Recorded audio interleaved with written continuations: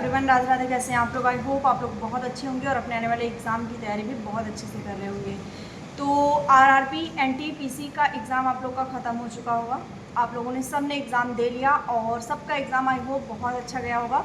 But बहुत सारे ऐसे भी स्टूडेंट हैं जो जिनका एग्ज़ाम थोड़ा सा अप डाउन हो गया है। वो मुझे मैसेज कर रहे थे इंस्टाग्राम पे कि मैं मतलब दीदी मैंने ऐसे किया और ऐसे हुआ, ये सारी चीज़ें हुई। तो आज उस पर भी चर्चा करने वाले हैं। सेकेंड फेज़ में आपका क्या कट ऑफ बनेगा, फर्स्ट सीबीटी जो आपका फर्स्ट हुआ उसमें क्या कट ऑफ बनेगा, कि आप सेकेंड फेज़ में जाएंगे और फिर सेकेंड फेज़ के लिए आपको कितना टाइम मिल रहा है और किस तरह से आपको प्रिपरेशन करनी चाहिए। तो वीडियो को पूरा देख लीजिएगा, इसकी बिल्कुल भी मत करिएगा। अगर आपने आरआरबी एनटीपीसी का एग्ज़ाम दिया है तो, या फिर आने वाले समय में देना चाहते हैं तो पूरी वीडियो देख लीजिएगा। चैनल पर नए हैं तो सब्सक्राइब भी कर लीजिएगा और वीडियो को शेयर भी कर दीजिएगा अपने फ्रेंड्स एंड फैमिली के साथ। तो स्टार्ट करते हैं। आज मैं आपको बताऊंगी कि आरआरबी एनटीपीसी जो कि आपका ग्रेजुएट लेवल का जो आपका सीबीटी फर्स्ट एग्ज़ाम था वो हो चुका है, जो आपका 5 जून से कंडक्ट कराया गया था 24 जून तक। बीच में आपके कुछ ऐसे भी सेंटर थे जिसमें पेपर आपके कुछ तकनीकी समस्या की वजह से या कुछ और भी प्रॉब्लम्स हुई तो उसमें आपके पेपर कैंसिल कर दिए गए थे कुछ शिफ्ट के, वो आपको अगेन आपके वो करवाए जा रहे हैं। तो आज मैं आपको यही बताऊंगी कि आपका एक एग्जैक्टली कितना नंबर बन रहा है या कितना नंबर आपका बना है सीबीटी फर्स्ट में। तो आप सीबीटी 2 जो आपका रहेगा उसके लिए आप प्रिपरेशन स्टार्ट कीजिए। कितना टाइम आपको मिलने वाला है, तो लगभग जो डेटा निकल के आता है कि हर दिन आरआरबी एनटीपीसी में लगभग 48% टू 50% यानी 48% से लेके 50% बच्चों ने एग्ज़ाम अपने स्किप कर दिया है।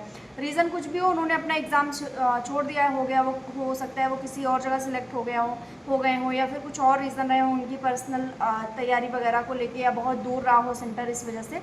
तो तमाम रीज़न इस तरह के देखने को मिले हैं। लेकिन अगर जेन्युइन बात अगर हम बात करें तो इसका असर आपका एग्ज़ाम पे कुछ नहीं पड़ने वाला है। जिनकी तैयारी बेस्ट थी उन्होंने अपना एग्ज़ाम दिया है, जो सिलेक्ट नहीं हो पाए थे कहीं उन्होंने अपना एग्ज़ाम दिया है। दूर था सेंटर तो भी वो एग्ज़ाम देने गए हैं। तो बहुत ज़्यादा इसका फ़र्क नहीं पड़ता है कि आपका कितने % लोग एब्सेंट थे या कितने लोग प्रेजेंट थे वहाँ पे। लेकिन अगर एक डाटा की बात करें तो लगभग 50% लोग जो थे वो एब्सेंट थे वहाँ पर, उन्होंने पेपर अपना छोड़ दिया था। ठीक है, तो इस पर मैंने आपको बता दिया कि बहुत ज़्यादा इसका प्रभाव नहीं पड़ने वाला है, कभी भी किसी भी एग्ज़ाम में इसका प्रभाव नहीं पड़ता है। तो अब बात कर लेते हैं कि आपका पेपर पैटर्न कैसा रहा है। तो लगभग 2 जून से लेकर 24 जून तक आपका जो भी पेपर पैटर्न रहा है आरआरबी एनटीपीसी में, उसमें जो आपके स्टार्टिंग के डेज थे यानी 5 जून से जो आपका था उसमें आपके जो स्टार्टिंग डेज थे 5, 6, 7, 8 इन दिनों में आपका जो एग्ज़ाम था वो आपका मॉडरेट टू हार्ड लेवल का था। मतलब इजी तो बिल्कुल भी नहीं था। जो भी कैंडिडेट ये बोलते हैं कमेंट में आके कि पेपर बहुत आसान था, इतना तो नंबर करना ही चाहिए, बिल्कुल भी नहीं। पेपर आपका आसान नहीं था। आपका पेपर चाहे रीजनिंग हो, मैथ हो, जीएस हो, सब अच्छे लेवल की थी आपकी। जीएस में करंट का आपका बहुत अहम रोल था, मतलब करंट आपका अच्छा खासा पूछा जा रहा था 2024 का, 25 का, ज़्यादातर 2024 और 25 का ही पूछा गया है और 2025 में आपका मई तक का करंट पूछा गया था। तो ये पेपर आपका आसान नहीं था। इजी में ये हम बिल्कुल भी नहीं कहेंगे कि इजी टू मॉडरेट था, ये आपका मॉडरेट टू हाई लेवल में आपका एग्ज़ाम था। कुछ शिफ्ट थी जो बहुत ज़्यादा हार्ड थी, कुछ ऐसी भी शिफ्ट देखने को मिलती है। लास्ट जो आपका 20 से लेकर 24 तारीख में था, इसमें कुछ ऐसी शिफ्ट थी जो मतलब स्टूडेंट बता रहे थे, मैं रिव्यू देख रही थी तो वो बता रहे थे कि ये शिफ्ट आपकी मतलब टफ थी, अच्छी खासी आपकी वो थी। मैथ वगैरह भी उसमें अच्छे खासे क्वेश्चन पूछे जा रहे थे। तो इसमें आपके जो बाद में इसका फ़र्क पड़ेगा वो आपका सीबीटी फर्स्ट का जब रिज़ल्ट आ जाएगा तो उस पर आपका इसका असर दिखने वाला है। शिफ्ट को आपको सबको बराबर किया जाएगा कि सारी शिफ्ट बच्चों को देखा जाएगा कि किसने कैसा क्या अटेम्प्ट किया है। बाकी सीबीटी 2 के लिए अगर आप प्रिपेयर होना चाहते हैं या आप उसकी तैयारी करना चाहते हैं जिसमें आपका मैथ, रीजनिंग, जीएस अगेन आपसे पूछा जाएगा, तो उसमें आपको कुछ चीज़ें ध्यान देनी होगी। जैसा कि सबसे पहले मैं बता दूं कि आपका आरआरबी एनटीपीसी सीबीटी फर्स्ट में 100 क्वेश्चन आए हुए थे और सीबीटी 2 में आपके 120 प्रश्न आएंगे। 1/3 की मार्किंग आपकी रहेगी और 1 नंबर का 1 क्वेश्चन आपका रहेगा। तो आपकी तैयारी जो है वो डिपेंड करती है कि आप सीबीटी फर्स्ट क्वालिफाई करते हैं कि नहीं। अगर आप क्वालिफाई करेंगे तभी आप सीबीटी 2 के लिए एग्ज़ाम उसका देंगे। तो एक मैं आपको डाटा बता देती हूँ। हालांकि मैंने आपको हमेशा से बताया है कि ये जो भी डाटा कलेक्ट करती हूँ मैं अपने अकॉर्डिंग इसको नहीं कलेक्ट करती हूँ। मैं जो भी टीचर्स जो भी रिव्यू रहता है उनके अकॉर्डिंग ये चीज़ें आपको बताती हूँ। बस मैं ये चाहती हूँ कि मेरे द्वारा आपको अपडेट मिल सके कि किस तरह का आपका इस बार कट ऑफ की संभावनाएं बन रही हैं।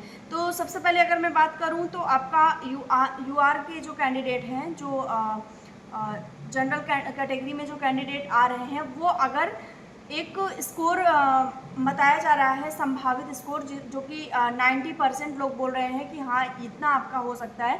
तो अगर आप 62 से 68 क्वेश्चन के बीच में हैं, यानी 62 से 68 क्वेश्चन के बीच में है, तो आपको CBT 2 की तैयारी करनी चाहिए। मतलब आपको स्किप नहीं करना चाहिए, आपको इतना है तो तैयारी में लग जाना चाहिए। बाद में अगर हो सकता है कि इसके अंदर ही आ जाए आपका, या हो सकता है 1-2 नंबर ऊपर भी चले जाए, तो जो अपनी की तैयारी रहेगी वो वेस्ट नहीं होगी। लेकिन आपको रिस्क नहीं लेना है कि आप 60 के अगर अंदर हैं तो फिर आप तैयारी को अपनी रिस्क पे रख सकते हैं कि हम करें या ना करें। लेकिन जो भी 62 प्लस हैं यूआर कैंडिडेट, वो लोग अपनी तैयारी को कंटिन्यू रखें, क्योंकि आपके CBT 2 में लगभग 60 से 70 दिन आपको दिया जाएगा। 2 महीने से लेकर 2.5 महीने आपको टाइम दिया जाएगा, इससे ज़्यादा आपको टाइम नहीं दिया जाएगा।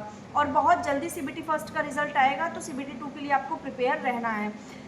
आगे इसमें अगर मैं आपको बताऊं EWS कैंडिडेट जो हैं, तो EWS कैंडिडेट अपने को 60 से लेके 64 नंबर के बीच में माने, यानी 62 64 अगर उनके नंबर बन रहे हैं इसके बीच में, तो वो लोग अपने CBT 2 की तैयारी बहुत ही अच्छे से करें, बहुत ही ध्यानपूर्वक करें।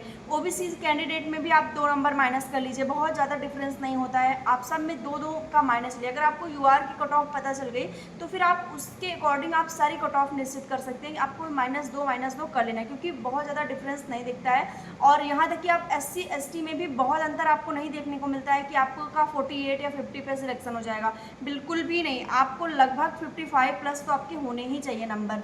तो इसका ये जो डाटा था, मैंने आपको जो भी वीडियोस वगैरह मैंने बहुत सारे टीचर्स की देखी थी जो एक्सपीरियंस्ड हैं, जो आपको हर बार आपको सजेस्ट करते रहते हैं, तो उनके अकॉर्डिंग मैं आपको ये चीज़ें बता रही हूँ। बाकी आपका कितना नंबर बना था आप लोग ज़रूर कमेंट करिएगा, किस शिफ्ट में आपका एग्ज़ाम था ये भी आप लोग ज़रूर से ज़रूर बताइएगा।